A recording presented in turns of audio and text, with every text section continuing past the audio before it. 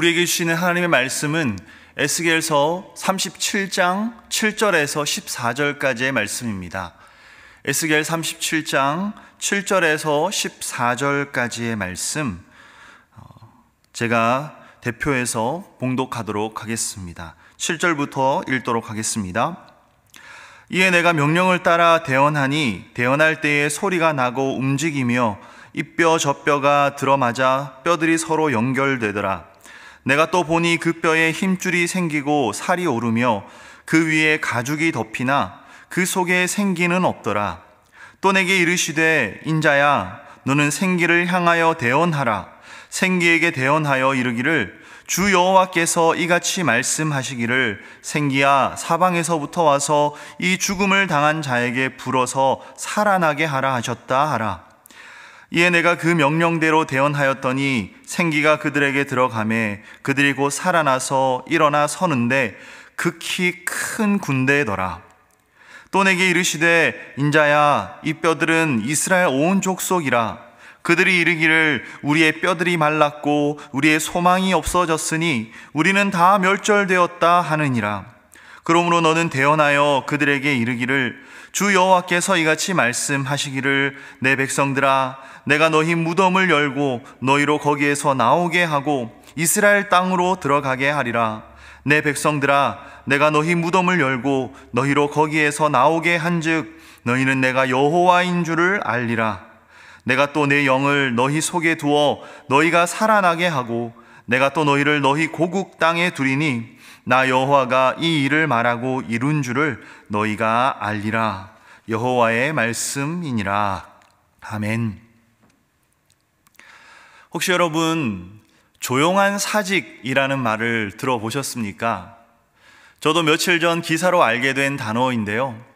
팬데믹 이후 실제로 회사에서 퇴직하지는 않지만 회사에 대한 마음이 떠나 있는 상태, 그래서 자신에게 맡겨진 최소한의 업무만 하며 직장 생활을 이어가는 것을 조용한 사직이라고 한다고 합니다. 조용한 사직을 한 사람들은 이렇게 생각한다고 합니다. 일이 내 인생의 중심이 아니다. 그러므로 직장에서는 적당히 할 것만 하고 칼같이 퇴근해서 내가 진짜 하고 싶은 일을 그 이후에 하자, 이런 것이죠. 이 기사를 읽으면서 한편으론 조용한 사직을 한 사람들의 삶이 참 측은하다라는 생각이 들었습니다. 아무리 그래도 결국 하루 일과의 3분의 2 또는 절반이 넘는 시간을 보내야 하는 직장이 아무런 의욕 없이 그냥 시간 때우기처럼 된다면 그 인생이 정말 행복할 수 있을까요? 내게 주어진 인생의 절반 이상이 전혀 의미 없이 버려진다면 자신의 삶에 만족할 수 있는 사람이 누가 있을까 하는 생각이 들었습니다. 마치 숨은 쉬고 있으나 죽은 것 같은 시간들을 보내는 게 아닐까요? 사실 요즘 시대는 삶의 의미를 잃어버린 사람들로 가득하지 않나 싶습니다. 공허하고 왜 사는지 그 의미를 못 찾고 그래서 우울증과 잘못된 선택을 하는 사람들이 참 많습니다. 그럼 과연 우리는 어떻습니까? 예수 그리스도로 인해 영원한 생명을 얻은 우리들은 정말 의미 있고 생기 넘치는 삶을 살아가고 있습니까? 오늘 본문은 하나님께서 에스겔에게 보여주시는 환상으로부터 시작합니다. 함께 읽지는 않았지만 하나님께서 에스겔 선지자를 한 골짜기로 이끌어 가시는데요. 거기서 에스겔 선지자는 놀라운 광경, 아니 어쩌면 놀랍다기보다는 끔찍하다는 말이 더 정확할 것 같은 그런 모습을 봅니다. 주위 사방이 온통 마른 뼈들로 뒤덮여 있는 것이었습니다. 여러분, 놀이공원에 가면 귀신의 집이 있지 않습니까? 어떤 분들은 어두컴컴한 귀신의 집에 들어가자마자 옆에 사람의 팔을 붙잡고 옷을 붙들고 늘어지면서 덜덜 떨면서 들어갑니다. 그러다가 뭔가가 하나 튀어나오기라도 하면 옆에 사람을 막 잡아당기면서 난리가 납니다. 잘못하면은 옷이 찢어지기도 하고요. 비명소리가 너무 커서 고막이 나갈 것 같기도 하죠. 그런데 주위가 온통 하얀 뼈로 덮여 있다?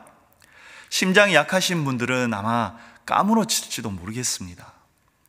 그런데 거기서 하나님의 말씀이 임합니다.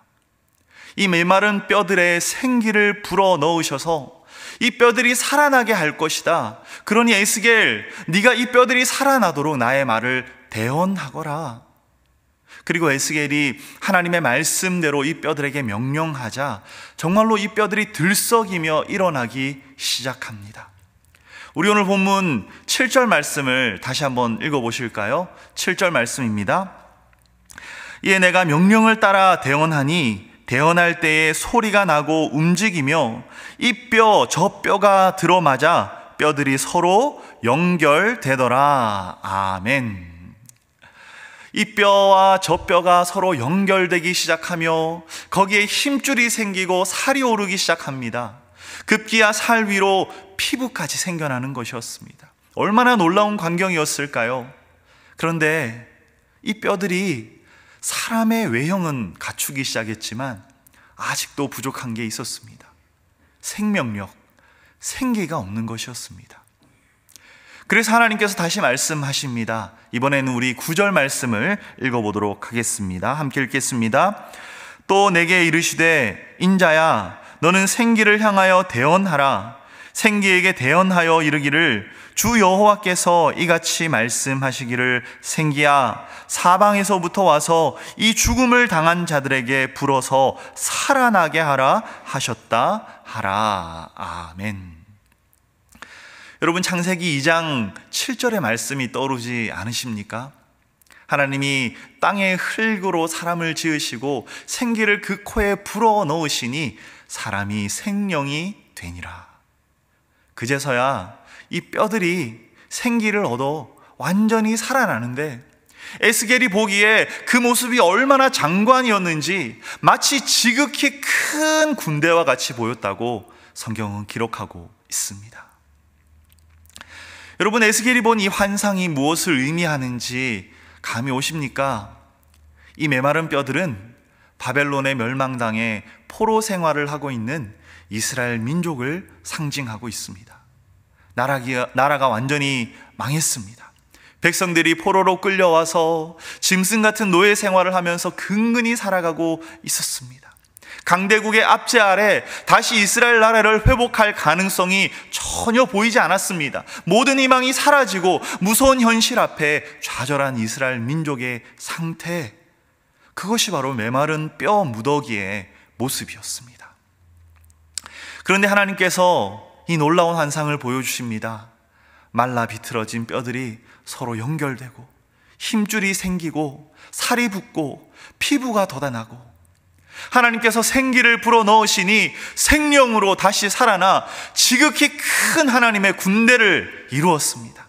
이 놀라운 모습을 보고 있는 에스겔의 심장이 마구마구 뛰지 않았을까요?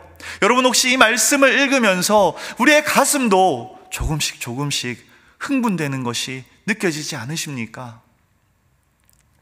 저희 교회 한옥권 대학 청년부 지체들은 대부분 직장인들입니다.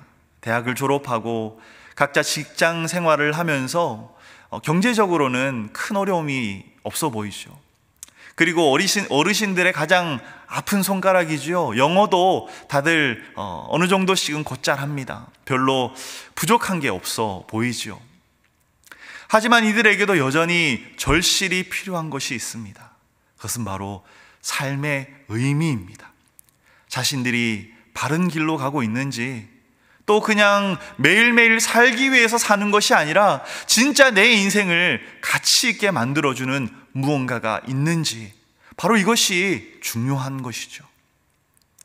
하지만 사실 이건 누구에게나 마찬가지 아닙니까? 하루하루 살아가는 거야 다들 살아가는 것이긴 하지만 인생의 보람을 느끼고 내가 정말 이때까지 잘 살아왔고 또 앞으로도 잘 살아가고 있다라는 그런 가치를 확인하고 싶은 마음이 우리 모두에게 있지 않습니까? 우리 모두는 메마르고 무미건조한 삶이 아니라 생기 있고 의미 있는 하루하루를 살아가고 싶은 소망이 있습니다. 이어지는 본문 11절에서 14절은 에스겔이 본 환상에 대한 하나님의 해석이 기록되어 있습니다.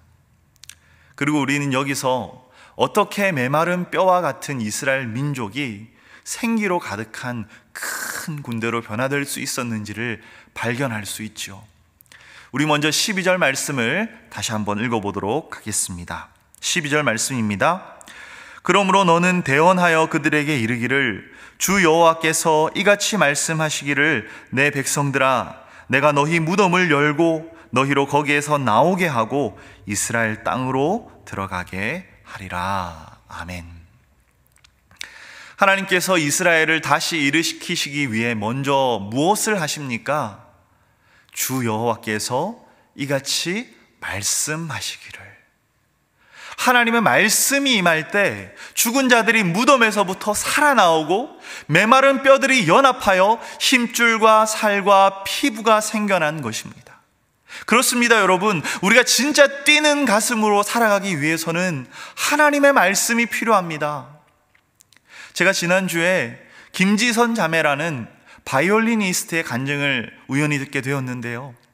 태어나면서부터 앞이 보이지 않는 시각장애인이었습니다. 어려서부터 바이올리니스트의 꿈을 키워온 자매였습니다.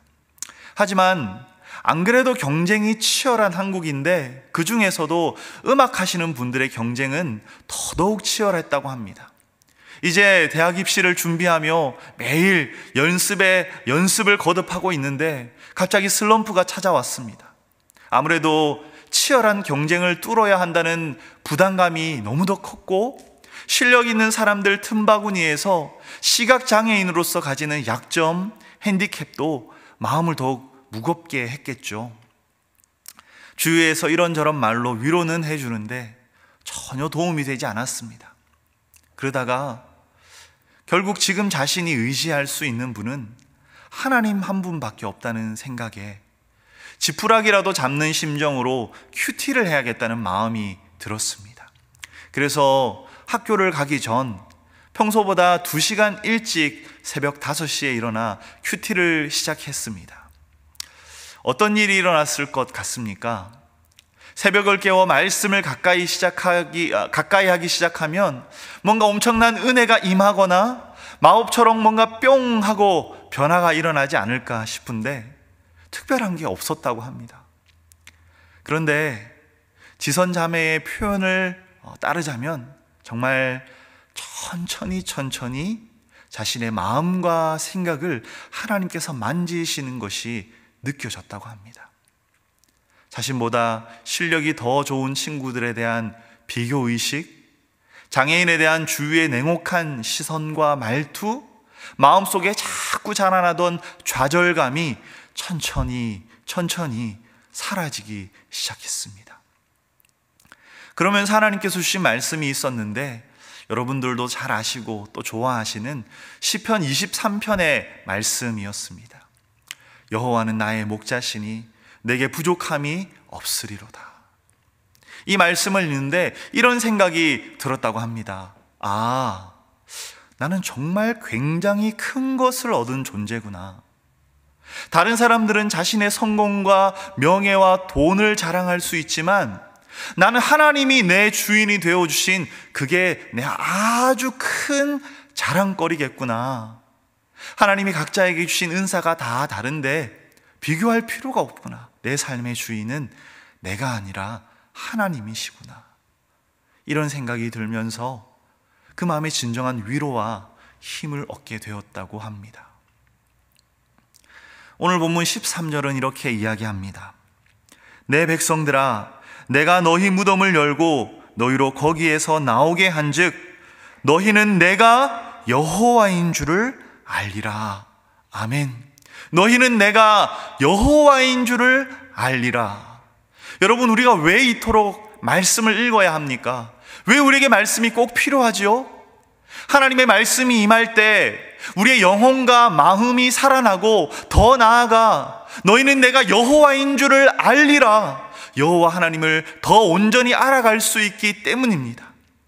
여러분, 말씀을 통해 얻는 삶의 지혜와 깨달음 중요합니다.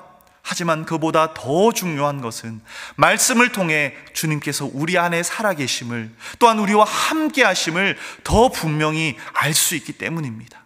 머리만이 아니라 우리의 영혼과 우리의 또 우리의 육으로 나의 주인이시고 나를 다스리시고 인도하시는 여호와 하나님을 더 분명하게 알아갈 수 있습니다. 온 세상의 주인이시고 통치자이신 그분의 품 안에 살아가는 우리를 발견할 수 있다면, 여러분, 어찌 우리의 마음이 힘을 얻지 않을 수 있겠습니까? 여러분, 말씀을 더 가까이 하십시오.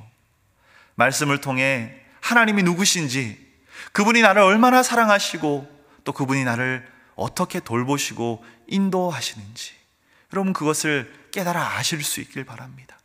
바로 여호와 하나님이 나의 주인, 나의 목자, 나의 피할 바위시라는 것을 더 깊이 알아가실 수 있기를 바랍니다. 또 한 가지, 하나님께서 죽은 이스라엘을 살리시는 방법이 있습니다. 우리 오늘 본문 14절 말씀을 다시 한번 읽어보실까요? 14절 말씀입니다. 내가 또 내 영을 너희 속에 두어 너희가 살아나게 하고 내가 또 너희를 너희 고국 땅에 두리니 나 여호와가 이 일을 말하고 이룬 줄을 너희가 알리라. 여호와의 말씀이니라. 아멘. 앞서 9절과 10절에서 생기라고 부르신 하나님의 영이 임할 때 이스라엘이 살아날 것을 말씀하고 계십니다. 여러분, 구약 성경이냐 신약 성경 모두 하나님께서 누군가를 통해 큰 일을 행하실 때는 하나님의 영을 부어주셨습니다. 예수님께서 공생애를 마치시고 하늘로 승천하시면서 제자들에게 말씀하셨죠. 너희는 예루살렘을 떠나지 말고 아버지께서 약속하신 것을 기다리라. 그 말씀을 따라 다락방에 모여서 함께 기도하고 있을 때에 갑자기 하늘로부터 급하고 강한 바람 같은 소리가 그곳을 가득 채우고 불의 혀처럼 뜨거운 무언가가 임하기 시작했습니다. 약속하신 성령께서 임하신 순간이었습니다. 이때부터 어떤 변화가 일어납니까? 조용히 숨어서 모여있던 두려움에 떨던 제자들이 일어서기 시작했습니다. 담대히 복음을 전하게 되었고 유대 지도자들의 위협과 매와 채찍에도 아랑곳하지 않고 예수 그리스도의 이름을 선포했습니다. 성령이 임하시면 땅끝까지 나아갈 용기와 자신감이 생겨나는 것입니다. 여러분, 바로 이것이 성령의 임재를 깊이 경험한 사람의 모습이 아닙니까? 바로 이것이 하나님께서 우리에게 뜨거운 은혜를 부어주실 때 일어나는 일이 아니겠습니까? 그래서 에스겔 36장 37절에서 하나님은 우리에게 이렇게 말씀하십니다. 주 여호와께서 이같이 말씀하셨느니라. 그래도 이스라엘 족속이 이같이 자기들에게 이루어 주기를 내게 구하여야 할지라. 아멘. 하나님께서는 패망한 이스라엘을 다시 회복시키실 계획이 있으셨습니다. 선지자들을 통해 계속 이 예언의 말씀을 전해주셨죠. 내가 이스라엘을 회복시키시리라. 하지만 하나님께서 이 37절 말씀에 뭐라고 하십니까? 그래도 이스라엘 족속이 이같이 이루어지기를 내게 구하여야 할지라. 아멘. 너는 내게 부르시지라. 내가 네게 응답하겠고 네가 알지 못하는 크고 은밀한 일을 네게 보이리라. 아멘. 이런 말씀이 바로 하나님께서 이스라엘에게 원하셨던 모습이었던 겁니다. 여러분, 요즘 여러분의 기도 제목은 무엇입니까? 여러분의 기도 생활은 여전히 뜨겁습니까? 우리의 예배는 주님의 임재를 향한 사모함으로 가득합니까? 성령의 충만함을 위해 우리 함께 기도할 수 있기를 바랍니다. 주님의 임재를 구하며 전심을 다한 예배자로 설 수 있기를 바랍니다. 하나님의 뜻이 있지만 그래도 이같이 이루어 주시기를 구하며 우리의 무릎을 올려드릴 때 하나님의 영이 우리 가운데 강하고 뜨겁게 임하셔서 우리의 삶의 순간순간을 생기로 채워주실 것입니다. 말씀을 정리하겠습니다. 메마른 뼈 무더기와 같던 이스라엘을 그냥 내버려 두실 하나님이 아니셨습니다. 이들을 회복시키실 완벽한 플랜이 있으셨습니다. 그것을 위해 이스라엘에게는 하나님의 말씀이 필요했고요, 하나님의 영의 임재가 필요했습니다. 여러분, 혹시 우리의 삶은 점점 메마른 뼈와 같이 힘을 잃어가고 있지는 않습니까? 만약 우리에게도 하나님께서 부어주실 생기와 회복이 필요하다면 우리에게도 이 두 가지가 있어야 합니다. 여러분, 말씀을 더 붙드시길 바랍니다. 성령의 임재를 더욱 간절히 구하시길 바랍니다. 말씀이 임하고 하나님의 영이 임할 때 성경은 이 동일한 결과가 일어났음을 이야기하고 있습니다. 너희는 내가 여호와인 줄을 알리라. 나 여호와가 이 일을 말하고 이룬 줄을 너희가 알리라. 아멘. 하나님께서 살아계셔서 우리를 돌보시고 회복시키시고 인도하심을 경험하게 될 것입니다. 하나님이 누구신지, 하나님이 나를 얼마나 사랑하시는지, 얼마나 큰 관심을 갖고 세심하게 나의 삶을 인도하고 계신지 깨닫게 될 것입니다. 그리고 그러면 우리 안에 점점 더 용기가 샘솟고 자신감이 생기고 우리의 삶이 생기를 띠게 될 것입니다. 메마른 뼈들의 생기를 불어넣으시는 이 놀라운 주님의 은혜를 풍성히 누리며 살아가는 저와 여러분 되시기를 간절히 소망합니다.